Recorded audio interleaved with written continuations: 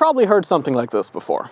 Apple has a plan and a promise to make Apple carbon neutral. United's new commitment to be 100% green by the year 2050. That's why Microsoft is committing to become carbon negative by 2030.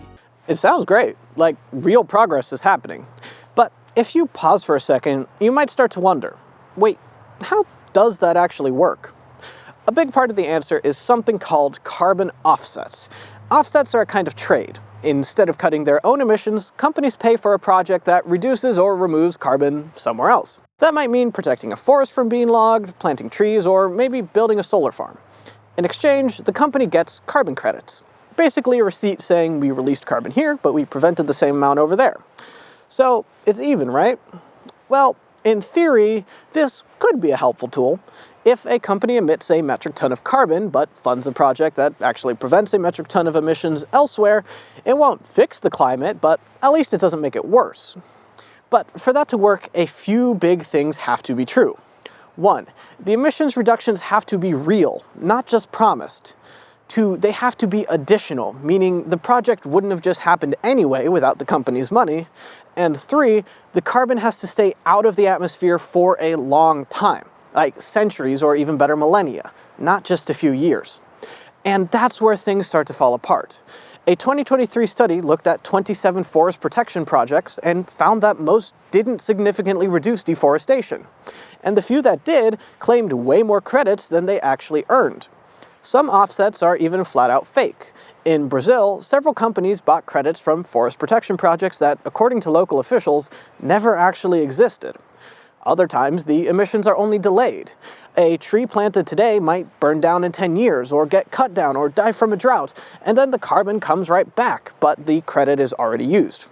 But even when the project is real, figuring out what would have happened without it, the baseline, is pretty much a guessing game, and companies have every reason to guess in ways that make them look good.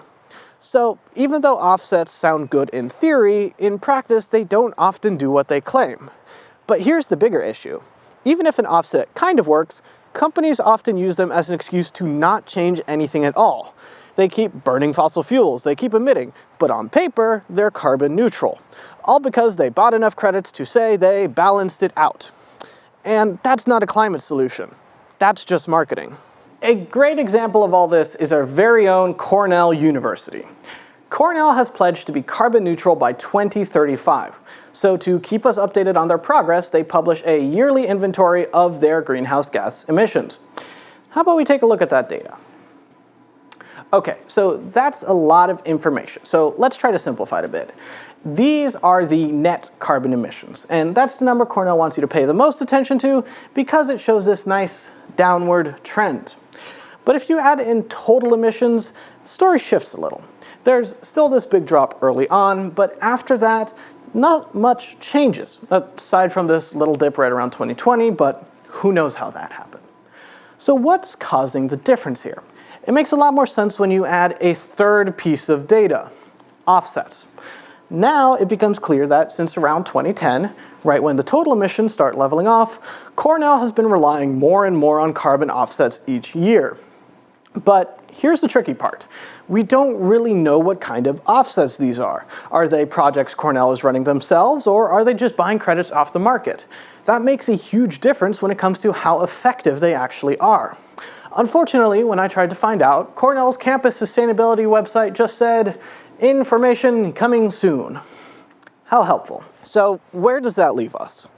Carbon offsets aren't inherently bad. In theory, they could be a useful tool. But right now, they're mostly being used as a way to look like progress is happening without making real changes. Cornell's case shows just how easy it is to shift the numbers without actually lowering emissions. And if a well-resourced, climate-focused university is relying on offsets like this, it raises concerns about what less accountable institutions are doing. If we want real climate action, we need organizations to actually cut emissions, not just buy their way out of it. So the next time that you hear something is carbon neutral, it's probably worth asking how, and is it really?